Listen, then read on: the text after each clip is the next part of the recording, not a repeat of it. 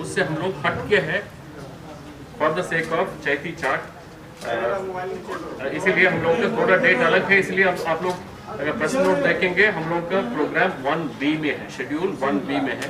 यही छोटा अंतर है, लेकिन होल डेट में कोई अंतर नहीं है। इसी तरह से हम लोग सेकेंड फेज में बाकी पूरा देश का जो पोल शेड्यूल है उसी तरह से हम लोग गए हैं। उसमें हमारा 5 पार्लियामेंट्री कॉन्स्टिट्यूंसी है। पहले में 4, सेकंड में 5 है, तीसरा में भी हमारा 5 है, उसके बाद चौथा में हम लोग का 5 है, 5वां में हम लोग अगेन 5 है। छठा फेज से हमारा पार्लियामेंट्री कॉन्स्टिट्यूंसीज बढ़ना शुरू हो जाता है। 8 कॉन्स्टिट्यूंसी है और छठा में, और 7 में भी 8 कॉन्स्टिट्यूंसी। तो हम लोग नीचे से शुरू करेंगे, जो झारखंड बॉर्डर से, झारखंड से हम लोग शुरू करते हैं, उसके बाद उत्तर तरफ से जाते हैं, वेस्ट में हम लोग कंक्लूड करते हैं। इसके अलावा हम लोग एक आइका है जो भोजपुर जिला में उधर वैकेंसी क्रिएट हुआ है। आइका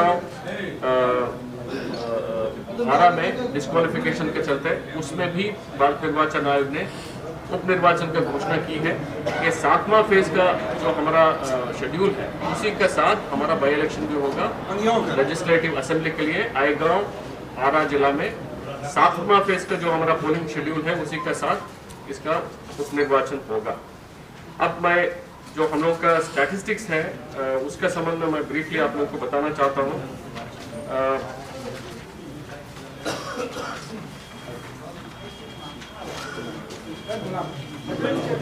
देखिए, अभी हम लोग का आज के डेट में 7 करोड़ 67 लाख मतदाता है, जिसमें 4 करोड़ 1 लाख पुरुष मतदाता है, 3 करोड़ 65 लाख महिला मतदाता है, 2208 थर्ड जेंडर है, और इस प्रकार हम लोग का कुल मिलके 7 करोड़ 67 लाख है हम लोग का कुल मतदाताओं की संख्या। जेंडर रेशियो बहुत इम्प्रूवमेंट हुआ है।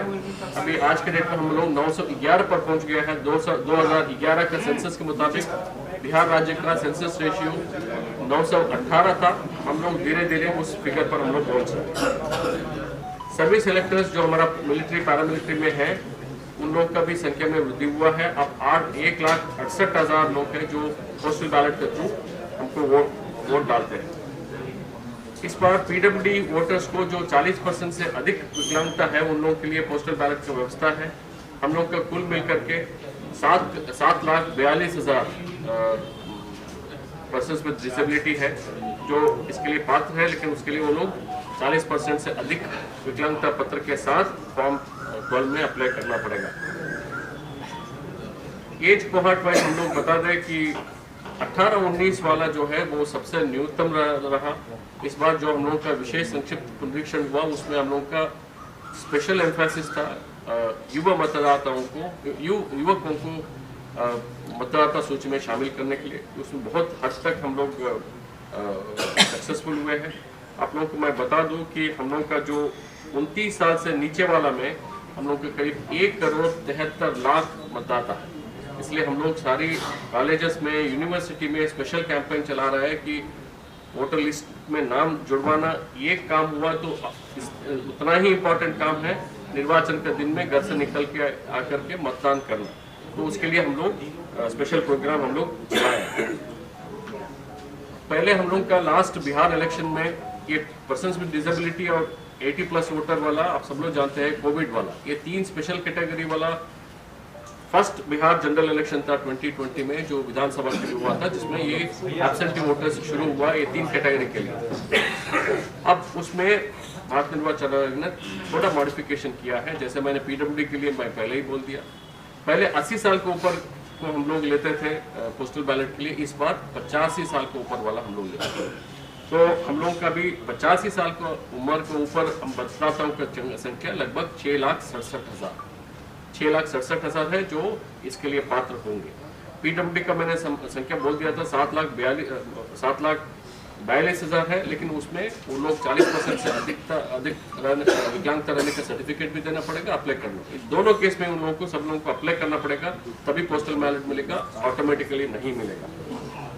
पोलिंग स्टेशन हमारा 77,392 है, उसमें नगर एरिया में 11,162 है और रूरल एरिया में 66,230 है। और ये लोकेशंस में बिहार में अधिकतर पोलिंग स्टेशंस, लगभग 53% पोलिंग स्टेशंस हमारा एकल बिल्डिंग में है, मतलब एक पोलिंग स्टेशन एक बिल्डिंग में है। करीब 23-24% हमारा पोलिंग स्टेशंस, 2 पोलिंग स्टेशन एक बिल्डिंग में है।